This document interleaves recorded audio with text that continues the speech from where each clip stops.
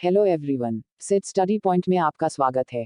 पर्यावरण के short notes के लिए हमारे चैनल को सब्सक्राइब करें और हेलो बेल आइकॉन एवरीवन, को दबाना वेलकम न टू अवर भूलें। YouTube channel. मेरा नाम नेहा है और मैं आपको यहाँ पे ईवीएस पढ़ा रही हूँ। तो आज का जो हमारा ईवीएस का टॉपिक है वो है हमारा स्टार गर्ल, यानी जो चमकते सितारे हैं वहाँ से कुछ एग्जाम में क्वेश्चन आ जाते हैं। तो आज हम उनके बारे में ही बात करेंगे। तो इसमें यहाँ पे कुछ ऐसी लेडीज़ हैं जिन्होंने काफ़ी नाम रोशन किया है और उनसे एग्जाम में क्वेश्चन आते हैं। तो हमारी पहली लेडीज जो है वो है हमारी सुनीता विलियम। सुनीता विलियम का नाम ऑलमोस्ट सबने सुना ही है, क्योंकि ये ऐसी पहली महिला है जो अंतरिक्ष में सबसे लंबे समय तक रही हैं। सुनीता विलियम जो है ये भारतीय मूल की हैं। सुनीता विलियम के बारे में हम थोड़ा सा जान लेते हैं। सुनीता विलियम जो है ये बचपन से ही इनको खेल कूद में शौक था और ये स्टार्टिंग में ये क्या हेलीकॉप्टर पायलट बनना चाहती थी। बाद में फिर धीरे धीरे जैसे जैसे ये बड़ी होती गई तो इनका रुझान जो था वो स्पेस की साइड, अंतरिक्ष की तरफ हो गया और वहाँ से इनकी जो अंतरिक्ष वाली जर्नी थी वो इनकी स्टार्ट हो गई। तो सुनीता विलियम में सबसे इनसे रिलेटेड कुछ इम्पोर्टेंट पॉइंट हैं जो हम लोगों को याद रखना है। यहाँ से एग्जाम में टेट और सीटेट दोनों के एग्जाम में ये क्वेश्चन पूछ लिए जाते हैं। तो सबसे पहले सुनीता सबसे अधिक समय तक अंतरिक्ष में रहने वाली महिला बनी। ठीक है, लगभग ये 6 महीने तक, कितने महीने तक, 6 माह तक ये अंतरिक्ष में रही और इन्होंने ही पहली अपनी तस्वीर 16 दिसंबर 2006 को यान से बाहर ली गई तस्वीर अपनी जारी की। तो ये वाला पॉइंट इंपॉर्टेंट है कि यान से बाहर ली गई पहली तस्वीर कब जारी की गई थी, इनकी 16 दिसंबर 2006 को। ये वाला पॉइंट आपको याद रखना है।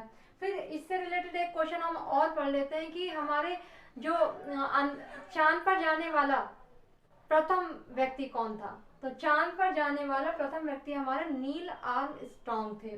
ये जो है ये 20 जुलाई 1969 को इन्होंने अपनी एक फोटो भेजी थी। इस दिन इन्होंने अपना कदम जो था वो चांद पर रखा था। तो चांद पर सर्वप्रथम कदम रखने वाला व्यक्ति नील आर्मस्ट्रॉन्ग। ये पॉइंट मोस्ट इंपॉर्टेंट है, ये एग्जाम में कई बार देखा गया है। और आपको डेट भी ध्यान रखना है कि 20 जुलाई 1969 को इन्होंने अपना कदम चांद पर रखा था और ये पहले व्यक्ति थे।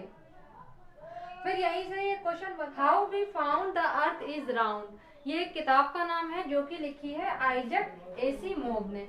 आपको ध्यान रखना है ये बुक इम्पॉर्टेंट है। और इस बुक में क्या बताया गया है, इस बुक में बताया गया है कि इंसान ने सदियों से पृथ्वी के बारे में क्या क्या सोचा, यानी किस किस टाइप की इसकी अवधारणाएं रही हैं वो सब इस किताब में बताया गया है। तो सुनीता विलियम्स के बारे में ये कुछ इंपॉर्टेंट पॉइंट है। ये आपको स्टार गर्ल है वो है हमारी लेफ्टिनेंट कमांडर वहीदा प्रिज्म। तो वहीदा प्रिज्म ये काफ़ी फेमस है। ये हमारी भारतीय नौसेना में एक डॉक्टर हैं।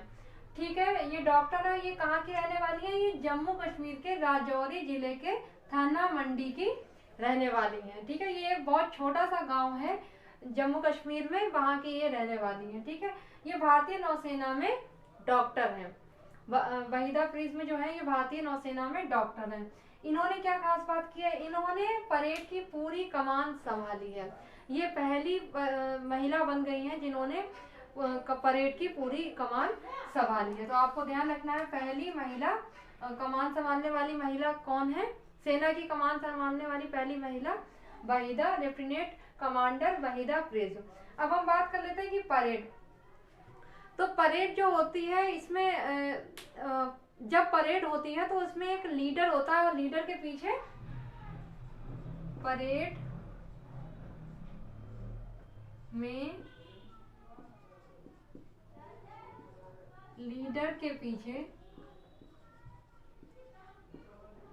कितनी टुकड़ियां चलती हैं, सेना की 4 टुकड़ियां चलती हैं।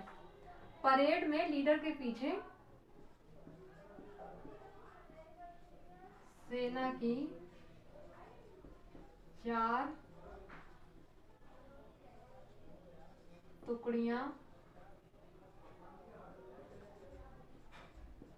चलती में, पूरी परेड में 36 निर्देश दिए जाते हैं।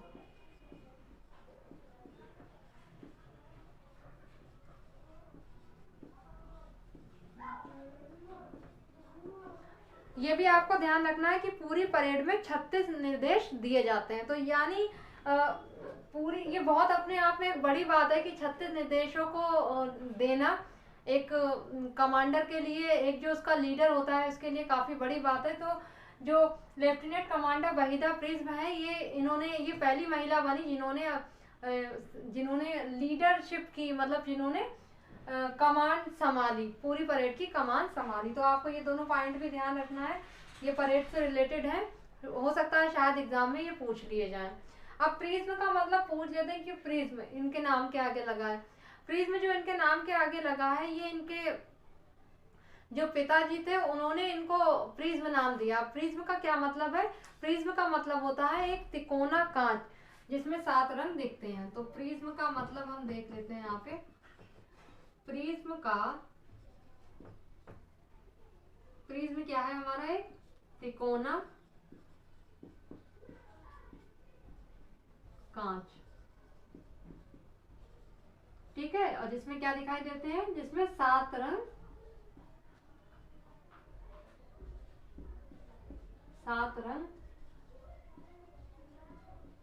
दिखाई देते हैं।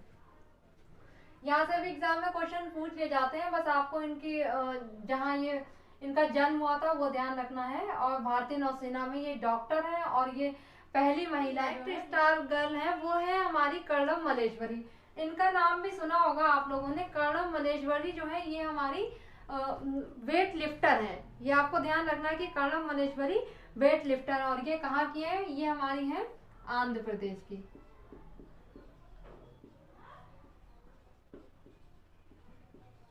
ये आंध्र प्रदेश की है और ये हमारी क्या है? Weight lifter. तो ये भी हमारा इनका पॉइंट हो गया। ये क्या है? Weight lifter.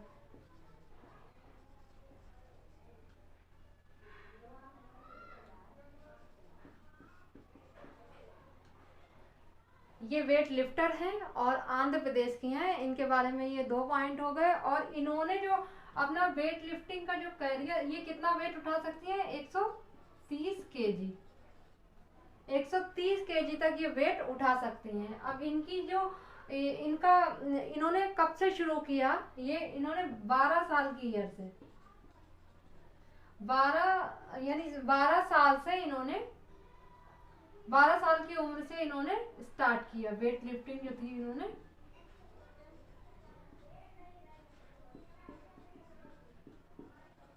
Weight lifting start की 12 साल की उम्र से, ठीक है। अब इनके बारे में और पूछ लेते हैं कि इनका जो इन्होंने भारत से बाहर 29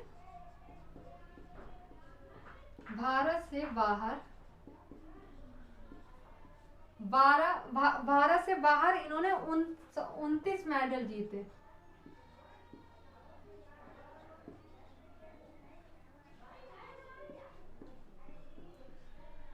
ठीक है। अब इनकी 4 और बहनें हैं जो वो भी सब चारों बहनें इनकी क्या वेट लिफ्टिंग करती हैं। इनकी 4 सिस्टर्स हैं जो वो भी क्या करती हैं? Weight lifter.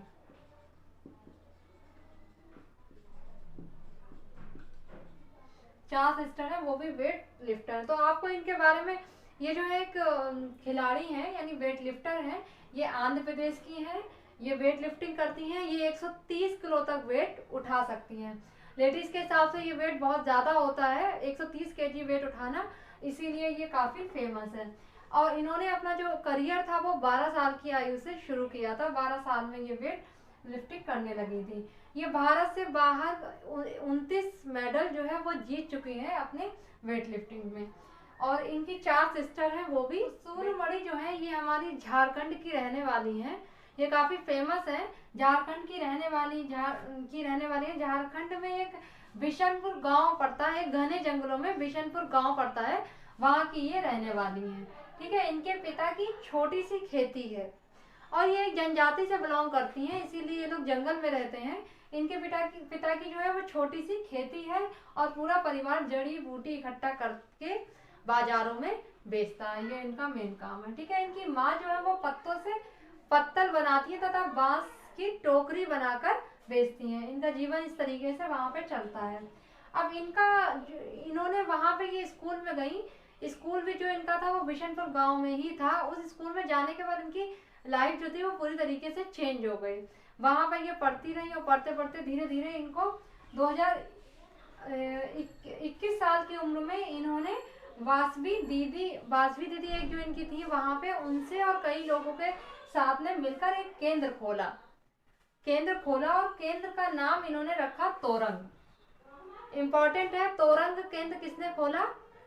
वो जो तोरंग केंद्र है वो इन्होंने सूर्यमणि ने वासवी दीदी के साथ मिलकर खोला। ठीक है, तोरंग का अर्थ क्या होता है? जंगल, और ये कुडख भाषा का शब्द है। आपको ध्यान रखना है, एग्जाम में कई बार आया है। जंगल बचाओ आंदोलन सूर्यमणि ने ही किया था। अब इस तोरंग जो केंद्र खोला गया इसमें ये जंगल बचाओ के लिए ही ये था। अब वहां पे कुछ इसके बाद ही एक जो हमारा जंगल अधिकार कानून 2007 आया। इनके इस केंद्र के खुलने के बाद जंगल बचाओ आंदोलन सूर्यमणि ने किया था, और ये एक पत्रकार भी हैं। अब इनका जो था ये एक बहुत छोटे और एक जनजाति टाइप के समूह से बिलोंग करती थी। इन्होंने अपना धीरे धीरे जैसे जैसे एजुकेशन इन्होंने पाई, फिर उसके बाद में इन्होंने बीए किया। स्कूल में पढ़ने के बाद इन्होंने फिर बीए किया, और धीरे धीरे इनकी जो सफलता थी वो इनके कदम चूमती गई। और ये आज ये काफ़ी फेमस है। और जो है ये गढ़वाल जिले के टिकरी गांव की रहने वाली है, यानी उत्तराखंड में गढ़वाल जिला पड़ता है, उसकी टिकरी गांव की रहने वाली है। ठीक है, ये एवरेस्ट पर पहुंचने वाली प्रथम भारतीय महिला बनी है, यानी एवरेस्ट पर पहुंचने वाली प्रथम भारतीय महिला, और ये विश्व की 5वीं महिला बनी है। ठीक है, 1984 में एवरेस्ट पर चढ़ने के लिए इनको चुना गया। 1984 में एवरेस्ट पर चढ़ने के लिए चुना गया, और ये मई 23, 1984 को 1:07 पर ये एवरेस्ट पर पहुंच गई थी। ठीक है, एवरेस्ट पर पहुंचने के बाद ये वहां पर 43 मिनट तक रही, 43 मिनट तक ये वहां पे रुकी। विश्व की ये 5वीं महिला बन गई हैं एवरेस्ट पर पहुंचने वाली। इनके गुरु कौन है? इनके गुरु जो है वो ब्रिगेडियर ज्ञान सिंह है। ये कुछ इंपॉर्टेंट पॉइंट हैं जो बछेंद्री पाल के बारे में है, ये काफ़ी फेमस है और यहाँ से एग्जाम में क्वेश्चन देखे जाते हैं। अब हम एवरेस्ट की बात कर रहे हैं तो एवरेस्ट की जो है ऊंचाई की बात कर लेते हैं। जिस टाइम वर्तमान में एवरेस्ट की जो ऊंचाई है वो 8,850 मीटर है। जिस समय ये गई थी तो उस समय 8,848 मीटर थी। अब जो है वर्तमान में 8,850 मीटर वहाँ की ऊंचाई को मापा गया है। अब नेक्स्ट जो है, जो हमारी एक और इम्पोर्टेंट यहाँ पे स्टार गर्ल है वो है हमारी अनीता कुशवाहा। तो अनीता कुशवाहा है, ये जो है ये मुजफ्फरपुर जिले के बोचाहा गांव की है। बोचाहा गांव बिहार की रहने वाली है। ठीक है, ये क्यों फेमस है? ये वहाँ पे मधुमक्खी पालन का कार्य करती हैं, और ये वहाँ पे जो कुछ लोग होते हैं वो सही से शहद की कीमत नहीं देते हैं, तो इनका एम है ये शहद की होलसेलर बन जाएं, और वहाँ पे जो मधुमक्खी पालन जो लोग करते हैं उनको उसकी सही कीमत दिलवा सके। ठीक है, ये काफ़ी संघर्षशील हैं। ये कॉलेज में पढ़ती हैं और बच्चों को पढ़ाती हैं। ये इम्पॉर्टेंट चीज़ें हैं, बस यहाँ पे इनके बारे में ये 2-3 चीज़ें ही इम्पॉर्टेंट थी अनीता कुशवाहा के बारे में, तो यहाँ पे ये इम्पॉर्टेंट चीज़ें हो गई। बछेंद्री पाल के बारे में आपको सारी थोड़ा सा हम जान लेते हैं कि जंगल अधिकार कानून, तो जंगल अधिकार कानून 2007 को लाया गया था। इस कानून में बताया गया कि जो लोग 25 वर्षों या उससे अधिक से जंगलों में निवास कर रहे हैं, तो वहाँ पर पैदा होने वाली जो चीज़ें हैं, जो वस्तुएं हैं, जैसे लकड़ी है, दवाएं हैं या और चीज़ें हैं, उन पर उन निवासियों का अधिकार होता है जो लोग जंगल में 25 वर्षों से अधिक रह रहे हैं, 25 वर्षों या उससे अधिक समय से रह रहे हैं। जंगल बचाने का अधिकार उनकी ग्राम सभाएं करती हैं। जंगल बचाने का अधिकार उनकी ग्राम सभाएं करती हैं। अभी जैसे मैं बता चुकी हूँ आप लोग को कि जंगल बचाओ आंदोलन का नेतृत्व सूर्यमणि ने किया था। ये भी स्टार गर्ल है। सूर्यमणि ने जंगल बचाओ आंदोलन का नेतृत्व किया था।